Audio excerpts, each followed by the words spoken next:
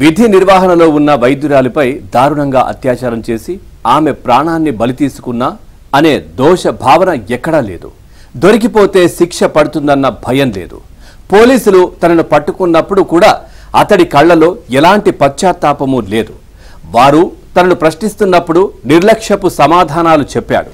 Trainee డాక్టర్పై హత్యాచారానికి పాల్పడ్డానికి ముందు 2 సార్లు red light ఏరియాలకు వెళ్లినట్లు చెప్పాడు.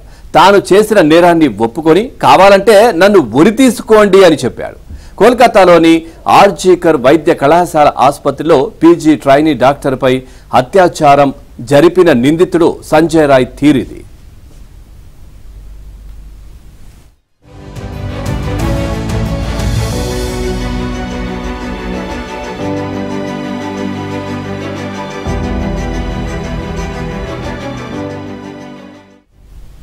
సంజయ్ రాయ్ మొబైల్ ఫోన్ స్వాధీనం చేసుకున్న పోలీసులు దాన్ని పరిశీలించగా దాని నిండా అశ్లీల చిత్రాలే కనిపించాయి. ఆమెపై అత్యాచారం జరిపిన తర్వాత నింపాదిగా ఇంటికి వెళ్లిన సంజయ్ రాయ్ హాయిగా నిద్రపోయి ఉదయం 9 గంటలకు లేచి రక్తపు మరకలు ఉన్న తన దుస్తులను తీరిగ్గా ఉతుక్కున్నాడు అని కోల్కతా నగర పోలీస్ కమిషనర్ వినీత్ గోయల్ తెలియజేశారు. ఓవరాల్ గా ఇదే అంశానికి సంబంధించి మరింత సమాచారాన్ని మా ఢిల్లీ కరెస్పాండెంట్ కృష్ణానాయుడికి తెలుసుకుందాం. కృష్ణ, దీనికి సంబంధించి ఓవరాల్ అప్డేట్స్ ఏంటి?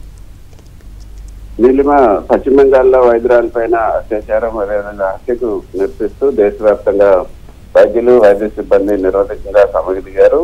విచారణ సత్వరమే పూర్తి చేసి దోషులకు తగిన శిక్ష పడాలి, అదేవిధంగా బాధితురాల కుటుంబాలకు కూడా పూర్తి న్యాయం జరగాలి, అంతవరకు కూడా తాము అన్ని రకాల వైద్య సేవలను నిలిపివేస్తామని కూడా కొంతమంది ప్రకటించారు.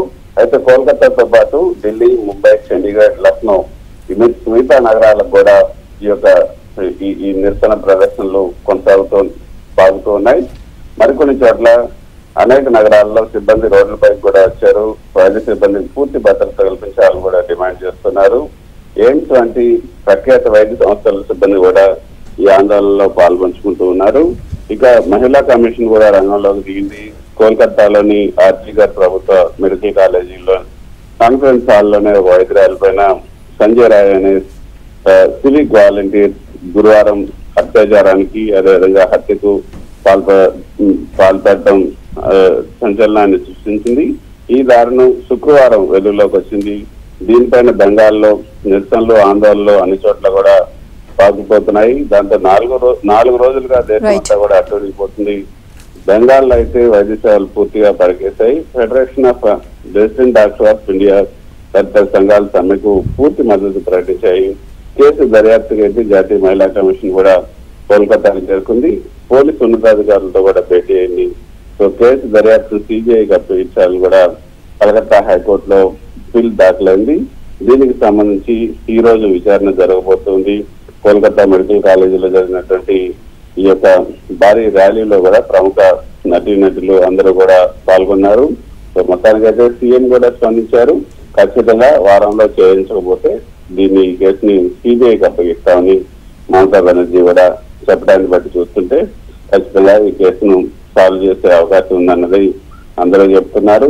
ఇక మమతా బెనర్జీ ఇచ్చినటువంటి డెడ్ లైన్ నేపథ్యంలో కోల్కతా పోలీస్ కమిషనర్ వినీత్ గోయల్ కూడా మీడియాతో మాట్లాడుతూ 4-5 రోజుల్లో దోషులందరినీ కూడా పట్టుకుంటాం, ఈ దారుణం గురించి తలుచుకుంటేనే గుండె తరుక్కుపోతుంది అని కూడా అందరూ అక్కడ ఉన్నటువంటి అధికారులు కూడా పోలీసు అధికారులు కూడా చెప్తున్నట్టు అనమాట.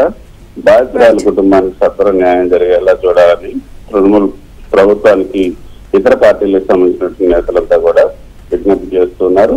మొత్తానికైతే ఈ వైద్యురాల కేసును త్వరలోనే సాల్వ్ చేయాలనేది బెంగాల్ పోలీసులకు ముఖ్యమంత్రి మమతా బెనర్జీ ఆదేశించారు. ఈ దారుణం వెనుక ఆసుపత్రి లోపల వ్యక్తుల హస్తం కూడా ఉందన్నది వైద్యురాలి కుటుంబం అనుమానిస్తుంది.